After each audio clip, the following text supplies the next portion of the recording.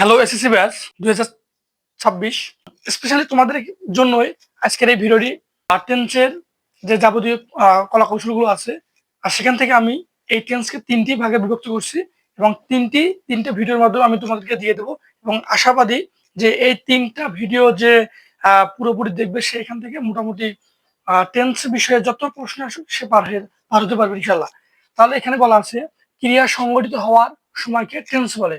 তাহলে টেন্স অর্থ হচ্ছে ক্রিয়ার কাল। তাহলে ক্রিয়া সংগঠিত হওয়ার সময়কে কি বলে? টেন্স বলে।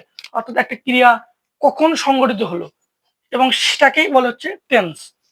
এবং এই টেন্সকে প্রধানত তিন ভাগে ভাগ করা যায়। কত প্রকার? টেন্স প্রধানত তিন প্রকার। কি বললাম? টেন্স তিন প্রকার। প্রধানত টেন্স তিন প্রকার। এবং একটি হচ্ছে প্রেজেন্ট টেন্স অর্থাৎ হচ্ছে বর্তমান কাল, এবং ২ নম্বরে পাস্ট টেন্স অতীতকাল, ৩ নম্বরে ফিউচার টেন্স অর্থাৎ ভবিষ্যৎকাল। এবং এই প্রত্যেকটি টেন্সকে আবার ৪ ভাগে ভাগ করা যায়। এর জন্য অনেকে বলে টেন্স মোট হচ্ছে ১২ প্রকার। কথাটি আসলে সত্যি। টেন্স হচ্ছে সব মিল টেন্স হচ্ছে ১২ প্রকার। এবং এই ১২ প্রকার টেন্সের মধ্যে আজ এই ভিডিওতে এই প্রেজেন্ট টেন্সটা শেষ করব, আর নেক্সট দ্বিতীয় ভিডিওতে পাস্ট টেন্স এবং তৃতীয় ভিডিওতে ফিউচার টেন্সটা শেষ করব। তাহলে এই প্রেজেন্ট টেন্স যে হচ্ছে ৪ প্রকার সেটা একটু দেখি নেই যে এগুলো কি কি। তাহলে এখানে প্রেজেন্ট টেন্সটা হচ্ছে যে ৪ প্রকার, সেটা হচ্ছে present indefinite, present indefinite tense. তারপর ২ নম্বরে প্রেজেন্ট কন্টিনিউয়াস টেন্স, ৩ নম্বরে প্রেজেন্ট পারফেক্ট টেন্স, আর ৪ নম্বরে present perfect continuous tense. Perfect continuous tense. তাহলে এভাবে এই পাস্ট টেন্সকেও ৪ ভাগে এবং ফিউচার টেন্সকেও ৪ ভাগে ভাগ করা হয়। তাহলে এখন আমরা এই ৪টা অর্থাৎ প্রেজেন্টের যে ৪টে ভাগ আছে এই ৪টে ভাগ নিয়ে একদম ক্লিয়ার একটা কনসেপ্ট নিয়ে আসবো। এই ভিডিওটি যারা ইউটিউব চ্যানেল থেকে দেখতেছো তারা অবশ্যই সাবস্ক্রাইব করে সাথে থাকবা, আর যারা ফেসবুক পেজ থেকে দেখতেছো তারা অবশ্যই ফলো করে সাথে থাকবা। তাহলে এখানে আমি লিখেছি present infinite, present continuous tense, present perfect এবং প্রেজেন্ট পারফেক্ট টেন্স। এই ৪টে ভাগ এখন বিস্তারিত আলোচনা করব। তাহলে এই প্রেজেন্ট ইনডিফিনিট টেন্সের গঠনটি হচ্ছে subject plus am, is, are plus ভার্বের ১ নম্বর ফর্ম প্লাস অবজেক্ট। এখন এখানে এই এম ইজ আর রাখার কারণ হচ্ছে অনেক সময় এমন কিছু সেন্টেন্স আমাদের চোখে পড়ে যেগুলোতে এম ইজ আর নাই কিন্তু ভি1 থাকে, ভার্বের ১ নম্বর ফর্ম থাকে। আবার এমন কিছু সাবজেক্ট এমন কিছু সেন্টেন্স দেখা যায় যেগুলোতে এম ইজ আর থাকে কিন্তু মূল ভার্ব থাকে না। আচ্ছা, আমরা কিভাবে দেখবো সেটা? আচ্ছা, যেমন এখানে দুটি বাক্য আমি লিখতেছি, I read a book, I read a book. তাহলে এখানে কিন্তু মূল ভাব রয়েছে, এখানে কিন্তু অ্যামিজার নেই। আবার যেমন আই অ্যাম এ স্টুডেন্ট, এখানে কিন্তু আবার মূল ভাব নেই, এখানে কিন্তু এই যেখানে এই হেল্পিং ভার্ব অথবা এই সাহায্যের ভাবটি এখানে রয়েছে। তাহলে এ থেকে আমরা কিন্তু বুঝতে পারবো যে এটা প্রেজেন্ট ইনডিফিনিট টেন্স। এবং এই প্রেজেন্ট ইনডিফিনিটটা বোঝার আরেকটি নিয়ম হচ্ছে যে সেন্টেন্স দ্বারা চিরন্তন সত্য অভ্যাসগত কে বুঝাবে তাকে হচ্ছে এই প্রেজেন্ট ইনডিফিনিট টেন্স বলে। আর প্রেজেন্ট ইনডিফিনিট টেন্সকে অনেক বই লেখা আছে সিম্পল প্রেজেন্ট টেন্স। এই সিম্পল প্রেজেন্ট টেন্স যে কথা, প্রেজেন্ট ইনডিফিনিট টেন্স একই কথা। তাহলে আশা করি এই প্রেজেন্ট ইনডিফিনিট টেন্স নিয়ে আর কারো কোনো প্রশ্ন থাকার কথা নয়। এরপর যদি আমরা দেখি প্রেজেন্ট কন্টিনিউয়াস টেন্স। কন্টিনিউয়াস মানে আইএনজি। কি বললাম?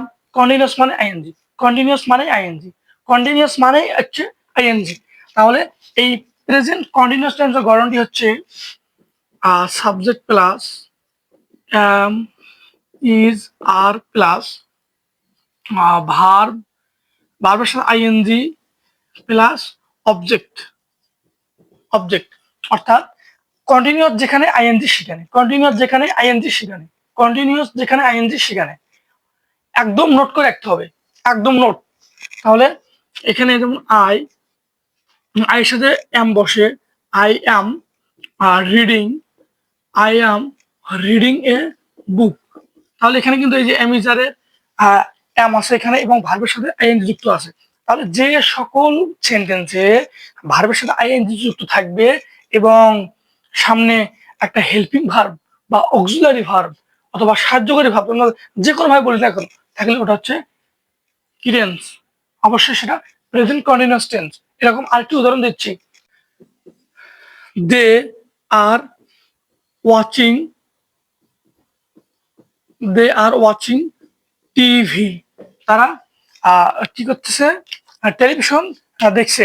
দে আর ওয়াচিং টিভি, এখানে কিন্তু ভার্ব আইএনজি আছে। আর আমি একটা কথা বারবার বলতেছি যে আইএনজি আলা শব্দ থাকলে এবং তার পূর্বে যদি আমি যার থাকে, তাহলে অবশ্যই সেটি প্রেজেন্ট কন্টিনিউয়াস টেন্স। ক্লিয়ার? এরপরে present perfect tense.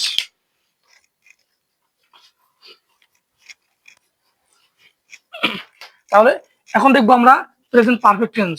Present perfect টেন্সে গঠনটি হচ্ছে subject plus have, has plus ভি3 প্লাস অবজেক্ট।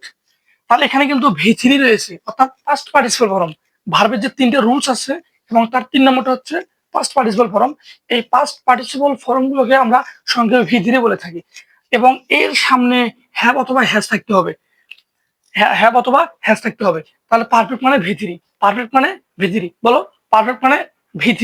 এবং এর আগেটা ছিল কন্টিনিউয়াস মানে আইএনজি, আর পারফেক্ট মানে ভি3, পারফেক্ট মানে হচ্ছে ভি3। তাহলে আই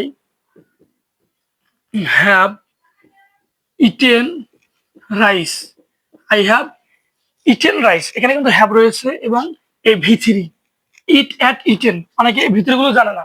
যাদের এই রকম ভার্বের লিস্ট দরকার, অবশ্যই আমাকে কমেন্টে জানাবা। আমি অবশ্যই তাদেরকে এই লিস্ট গুলো, যেগুলো বিগত পরীক্ষায় বিভিন্ন পরীক্ষা আসছিল, আমি সেগুলো দিয়ে দেবো। তাহলে এখানে আই হ্যাভ ইটেন রাইস, এখানে এই যে ইট অ্যাট ইটেন, অর্থাৎ ইটেন হচ্ছে 3 নম্বর ফর্মে আছে। আর এরকম আরেকটা উদাহরণ হচ্ছে Raju Raju has gone to school, Raju has gone to school. এখানে কিন্তু হ্যাভাস প্লাস ভি3 গো ওয়েন্ট গান, গানটা হচ্ছে 3 নম্বর ফর্মে রয়েছে এবং এখানে একটা অবজেক্ট রয়েছে।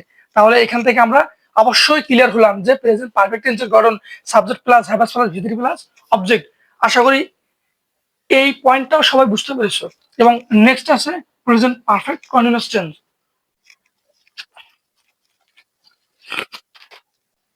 তাহলে প্রেজেন্ট পারফেক্ট টেন্সের গঠনটি হচ্ছে subject plus have been oblique has been plus ভার্বের সাথে আইএনজি প্লাস অবজেক্ট। এখন কথা হচ্ছে এর আগে তো পারফেক্ট মানে ভি3 ছিল, কন্টিনিউয়াস মানে আইএনজি ছিল। অবভিয়াসলি এই বিষয়গুলো এখানেও রিলেটেড। যেমন এখানে বিন আছে, বিন বিন বি বিং বিন, বিন হচ্ছে 3 নম্বরে এবং কন্টিনিউয়াস মানে আইএনজি, এখানেও ভার্বের সাথে আইএনজি আছে। এরকম একটি উদাহরণ হচ্ছে যেমন I have been eating rice, I have been eating rice, I have been eating rice. এই তাহলে এখানে কি বোঝা যাচ্ছে, এখানে তাহলে এই যে হ্যাভ বিন ছিল, হ্যাভ বিন আমি বসাচ্ছি এবং ভার্বের সাথে আইএনজি। তাহলে ভার্বের সাথে যদি আইএনজি যুক্ত থাকে, তারপরে যদি অ্যামিজার থাকে, তাহলে সেটা প্রেজেন্ট কন্টিনিউয়াস টেন্স। আর সাবজেক্টের সাথে আইএনজি থাকে, তার পূর্বে যদি হ্যাভ বিন হ্যাজ বিন থাকে, তাহলে সেটা প্রেজেন্ট পারফেক্ট কন্টিনিউয়াস টেন্স। প্রিয় শিক্ষার্থীরা, তোমরা অবশ্যই ভিডিওটি বুঝতে পেরেছো এবং যাদের কোনোখানে সমস্যা মনে হবে তারা আমাকে অবশ্যই কমেন্টে জানাবে। আমি খুব দ্রুত তাদেরকে রিপ্লাই করব। এরকম ভিডিওগুলো পেতে চাইলে অবশ্যই আমার এই ইউটিউব চ্যানেল সাবস্ক্রাইব করুন এবং ফেসবুক পেজটাকে ফলো করবেন। এবং দেখা হচ্ছে পরের ক্লাসে।